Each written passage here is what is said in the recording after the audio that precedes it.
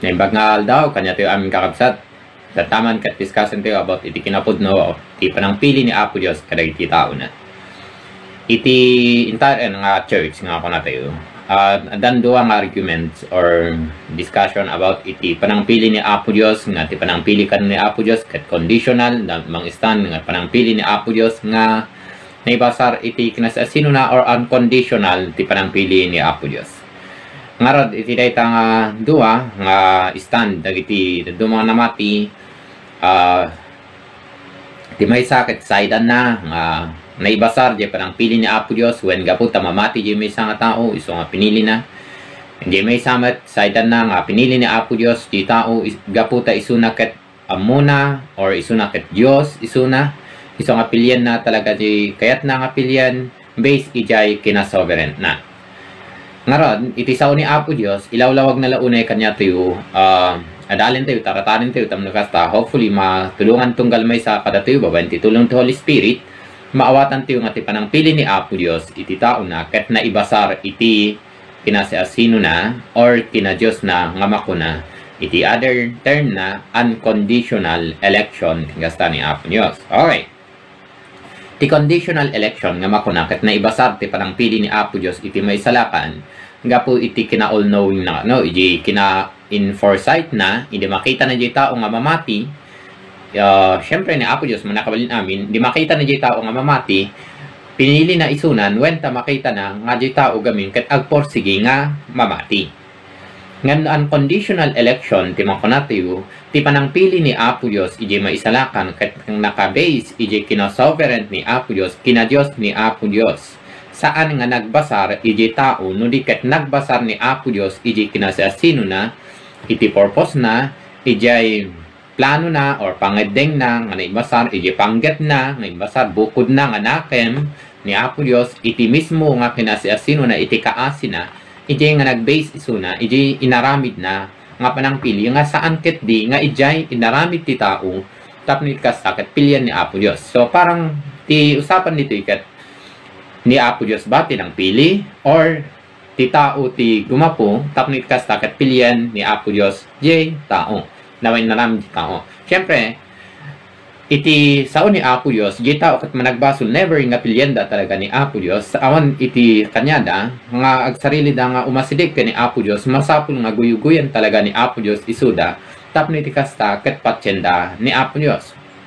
Ngarod, iti John chapter 1, verse 12, ingani 13, iti King James Version kunana, but as many as receive Him, to them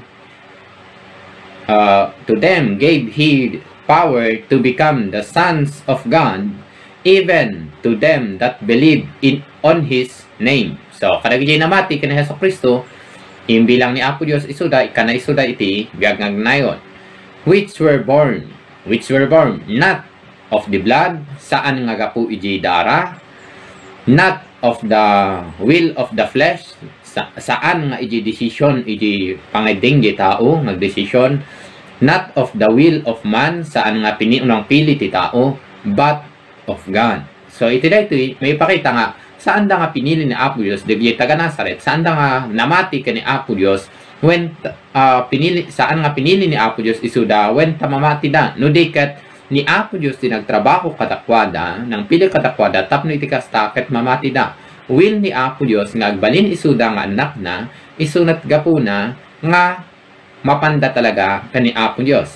Di mako na tayo unconditional election awanti inarami di tao nga gapuna tapno pilyan ni Apo Diyos no dikat ni Apo Diyos di nagtrabaho tapno itikas taket agbiag ngagnanayon di may nga pinili ni Apo Diyos. Okay.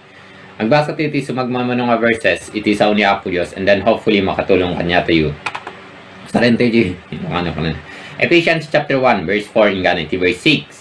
Sakbay ti pan nakaparswa ti lubong, pinili na tayon ti Dios nga agbalin ako kwa na babaen ken ni Kristo. Tapno na santuan ken awan pa kababalawan tay iti imatang na. So before the foundation of the earth, pinili na tayo ni Apo Dios. Gapo iti ayat na. So tinagbasaran ni Apo Dios for gapo ijay panagayat na. Inkadeng ngen ti Dios ababaen ken ni Hesus Kristo pagbalinen na tayo nga anak na. Dayti ti pagayatan ken panggep na. So iti dayti may pakita nga gapu iti pagayatan na panggep na iti kina Dios ni Apo Dios gapu na nga aramiden na diay nga pilyan na di tao na. Verse 6. Idaydayaw ti iti Dios gapu iti nakaskas daaw panangipakita na iti kinaimbag na kadatayo. Gapu iti inted na asagot kadatayo babaen iti inaramid ti dungdungwen na nga anak.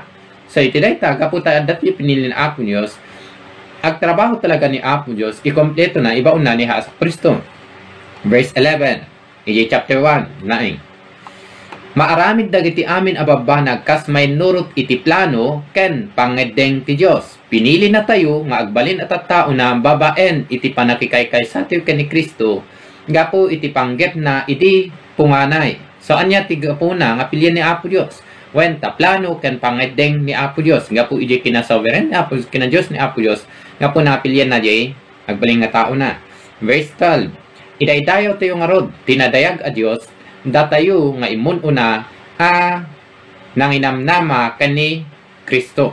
So di kinadayag ni Apo Dios glorious ni Apo Dios gapu na nga ayaban namin si tao tapno ikasta ket magpagyan king kuana iti nanayon base ijay kinasasino ni Apo Dios saan nga gapu iji inaramid ni Apo Dios. Saan nga gapu ta mamati gamin di tao isang pilyan ni Apo Dios no di kat pinili ni Apo Dios tapno talaga mamati suna. Romans chapter 8 verse 28 hingga 30. Manana amo tayo akadagiti amin abanag at trabaho ti Dios para iti pagimbagan kadwana dagiti agayat ken kuana isuda nga inayaban na kas may nurot iti panggep na. So ti gapuna magtrabaho ni Apo Dios when kas may nurot iti panggep na.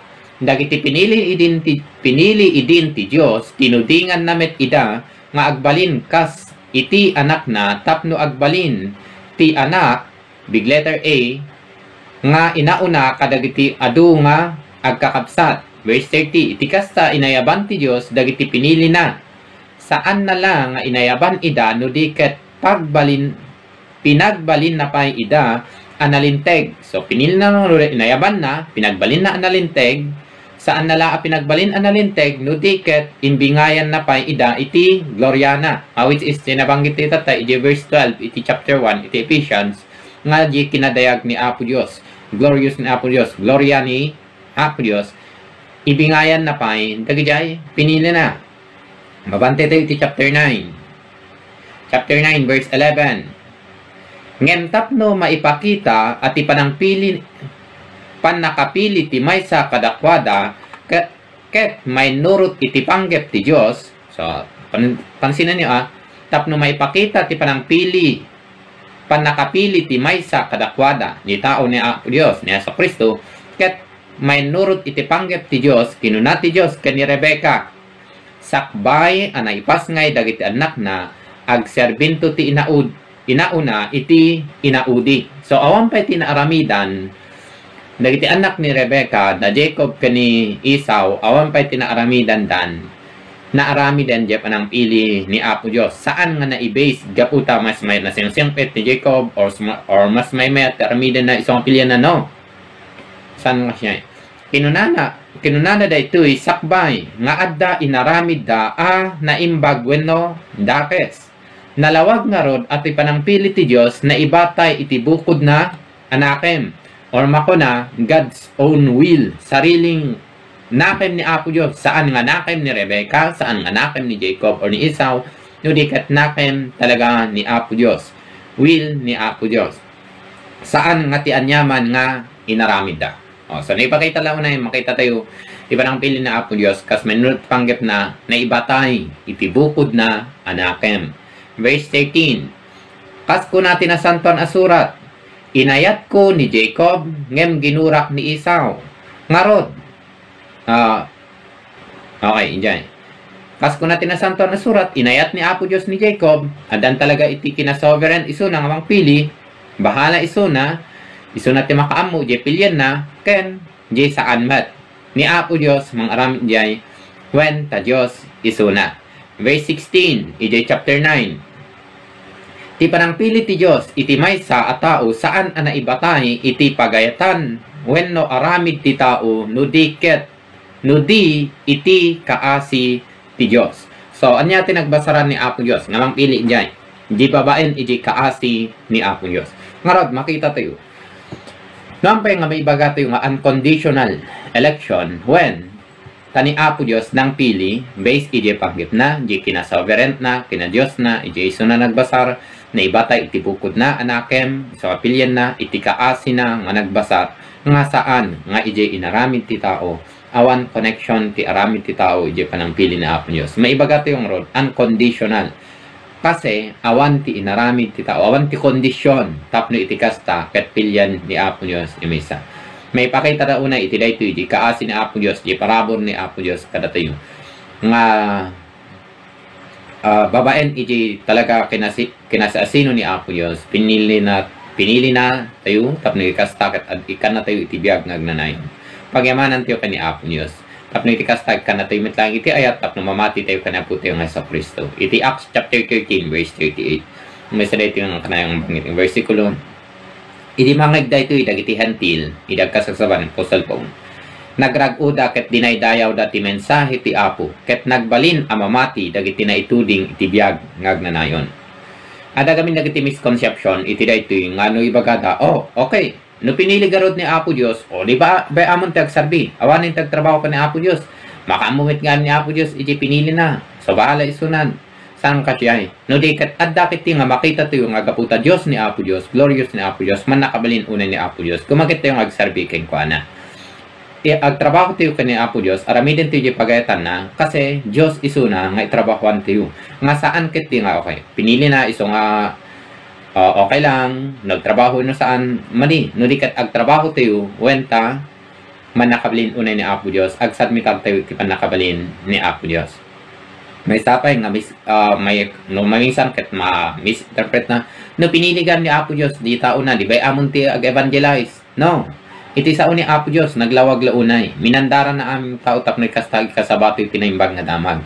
Apay amo tayo, no di may isang tao kat pinili ni Apo Dios weno saan, ti pagrebingan tayo nga tao, agi kasabay, tinaimbag na damag, i-share tayo, ti kinasasino ni Apo Dios, ni sa Kristo nga mga salakan, side ni Apo Dios, nga mga konbinsar, ijay, pinili na, side ni Apo Dios, nga mga reborn, ijay, mga regenerate, ijay, pinili na, awan ti ijay, ti pagrebingan tayo, ikasabay, din imbag adamag, kas ka na Apostle Paul, iti Romans chapter 10. Adapay may isa, nga tinumaming isang ngarot ket no gam kasi pinili gam ni Apo Dios di kapilitan latta nga mapan di pinili ni Apo Dios kanya na di adda mapan ijay langit nga saan nga namati kwenta napili gam isuna saan no di ket pinili ni Apo Dios talaga nga agrespond da kanya na kas ijay Acts chapter 13 verse 48 akat nagbalin an mamati dagiti na ituding itibiyag ngagnanayon.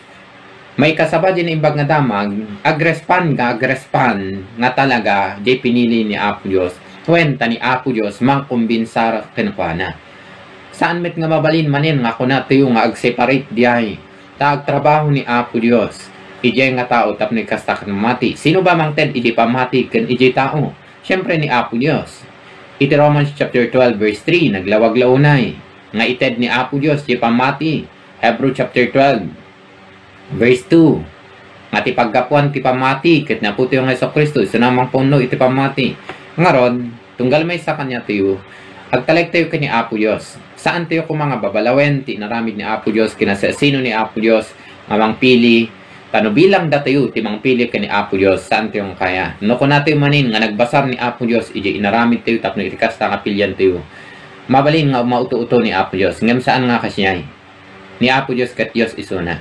Isuna ti adan iti authority biyang nga mangituray makamu iti aming naramid na makunati yung sovereign talaga ni Apo Dios sinutek yung control iti amin nagsubmitat ti amin kay kana awan ti makakontra kani Apo Dios ngarot tunggal may sakada tayo patyan tayo ti naramid ni Apo Dios niya tayo nga nagimbag launay dayto yung ako nato yung numampay ko na ay dayto iti naadol tayo nga unconditional election nga makuna awan nagbasar lang ni Apo Dios iyo kinasesino na isang pilyan na tao na inaydayo tayo kiti ni Apo Dios agsubmitat tayo kani Apo Dios when kani Apo Dios tiyadan pa nakamalin namang pili iti mismo nga meaning ti church mismo church itself nga ako na ti term na nga church ket nagagapo iti Greek word nga ecclesia nga ti kahit nga sawen napili. Sino ba din ang pili ni Apo Dios? Sino din napili? Ita tao nga namati kinaputi nga Heso Kristo. Dahil tayo ni Apo Dios. Nga po itinag-imbag launay unconditional nga panangpili na kadagiti tattao na.